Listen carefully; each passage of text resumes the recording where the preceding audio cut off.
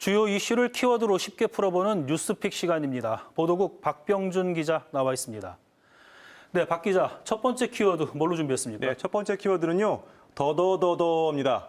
보통 그 음주운전 단속할 때 경찰관들이 많이 하는 말이잖아요. 네. 그 경찰청이 코로나19 전파 우려로 중단되었던 검문식 음주 단속을 어제자로 재개한다고 밝혔습니다. 사실 그동안에도 단속을 아예 중단했던 건 아니고 도로를 S자 방식으로 막은 뒤에 음주운전 의심자들을 걸러서 측정하는 소극적 단속을 진행해 오긴 했는데 이렇게 차로를 완전히 막고 검문식으로 단속에 나선 건 111일 만이라고 합니다. 서울과 경기 등지에서는 어제부터 실제 단속이 이루어졌고 대전과 충남에서는 비 때문에 어제 단속이 미뤄졌는데 이르면 오늘 밤부터 단속이 진행될 예정입니다. 네, 그동안 코로나19 때문에 음주 단속이 한동안 뜸했었는데 네. 음주운전이 그만큼 많아졌다고 판단을 한 거겠죠? 이게 수치로도 좀 늘었습니까? 네, 충남지방경찰청이 올해 1월 1일부터 그제인 5월 17일까지 충남 지역에서 발생한 음주 사고를 집계했습니다. 그랬더니 1,157건이었습니다. 지난해 같은 기간이 1,160여 건 정도였으니까 음주 사고가 10% 가까이 증가한 건데요. 자, 생각해보시면 이 기간 동안 코로나19 사태로 회식 같은 술자리 자체가 좀 체감할 정도로 줄었었잖아요.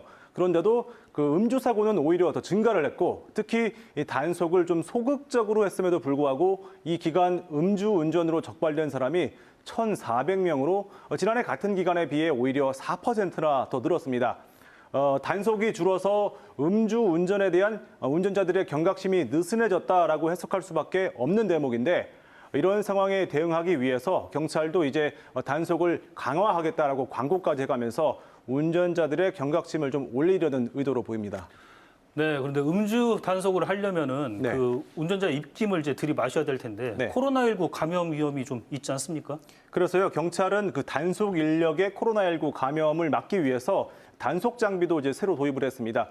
사실 기존 단속은 운전자가 감지기에 이렇게 후 하고 숨을 불어서 알코올이 감지되면 그 뒤에 그 혈중 알코올 농도가 그 숫자로 나오는 측정기를 부는 방식으로 진행을 했었는데요. 이 방식은 숨을 그 세게 부는 과정에서 비말로 인한 감염 우려가 컸습니다. 그런데 이 새 감지기는 운전자가 숨을 이렇게 후 불어넣을 필요가 없고요. 차 안의 공기 중에 알코올을 감지하는 방식입니다. 단속 경찰관이 이 감지기를 차 안에 밀어 넣거나 아니면 운전자 얼굴로부터 30cm가량 떨어진 곳에 이렇게 대면 호흡 중에 나오는 성분을 분석해서 5초에서 7초 만에 술을 마셨는지를 가려낸다는 게 경찰 설명입니다. 이때 알코올이 감지가 되면 그 뒤에는 더더더더 하고 부는 그 측정기로 알코올 농도를 재는 방식입니다. 접촉을 최소화하기 때문에 감염 우려는 낮다고 경찰은 보고 있습니다.